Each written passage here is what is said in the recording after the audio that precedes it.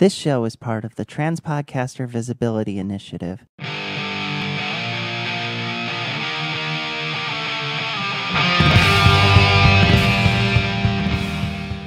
Now this is a story all about how my life got turned upside down. I got a new job, and thanks to the holidays, my Halloween 2018 video is a couple months too late.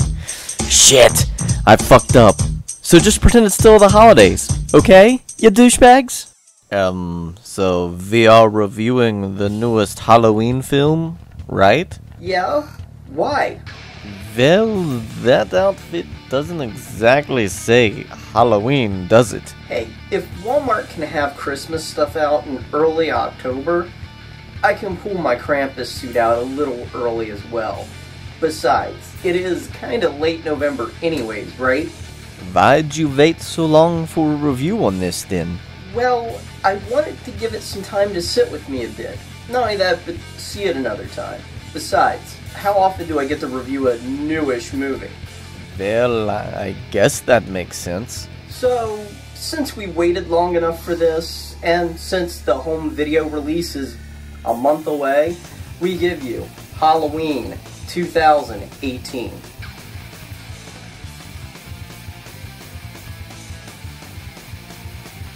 So, what is this one about? For starters, EM, forget everything that you know about Halloween that occurred after its 1978 theatrical release.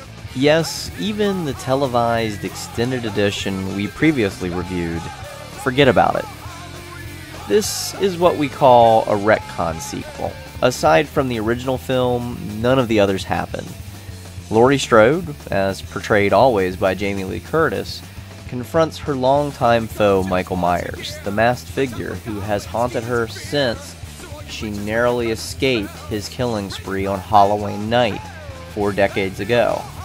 She's become a survivalist recluse, and her family fears she's gone insane, but when Michael escapes and continues his murderous rampage, Laurie is the only one to stand between this slasher and her family. Well, it certainly does sound like a worthy sequel. It is, and yet, it isn't. We already got most of this 20 years ago with H2O, or otherwise known as Halloween 20 years after. Pretty much the same beats and the same basic concept, yet H2O receives so much hate now. I partially blame Halloween Resurrection for that, but in hindsight, H2O was a perfectly serviceable film. We didn't need an H4O that retcons everything again going back to the first film. Then you have all the jump scares. I get that jump scares can be effective, but when done right and sparingly. This feels like Five Nights at Freddy's, the Michael Myers edition. Then you got the whole superfluous relationship between Michael and his new doctor, which leads to how he escapes the institution to begin with. We didn't need an explanation as to how Michael escapes, other than the fact that he does. He's supposed to be an unstoppable killing machine. You can show us the messy aftermath, but we're supposed to be afraid of this character. The fact it was felt necessary that he needed assistance to escape is just ridiculous. Well, it certainly sounds like you hated it. In a way, yes, but don't get me wrong, I appreciate Halloween for what it is. It does bring a classic back to its prime and scary elements. Gives a much needed shot in the arm to modern horror overall, and definitely is a far superior to some of the Halloween sequels that came before it. But was it necessary? No, not really. Do I like that it's gotten Robert Englund considering putting on his iconic sweater and glove again? That it makes Heather Langenkamp consider joining England and being Nancy again? Yes, but only if it is with a purpose. If it tells a new story we've never seen before.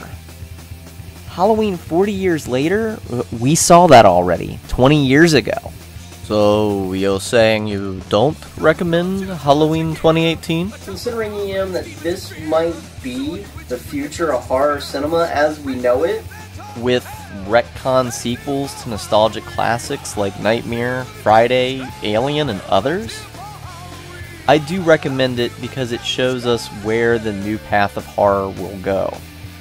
But it doesn't necessarily mean I have to like it. So, what are we watching next? For once, a new horror movie with an original IP, and it's set in World War II.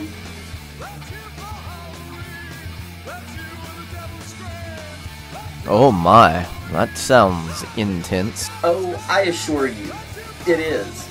If you liked Frankenstein's Army, Dead Snow, and Shockwaves, you're not going to be disappointed.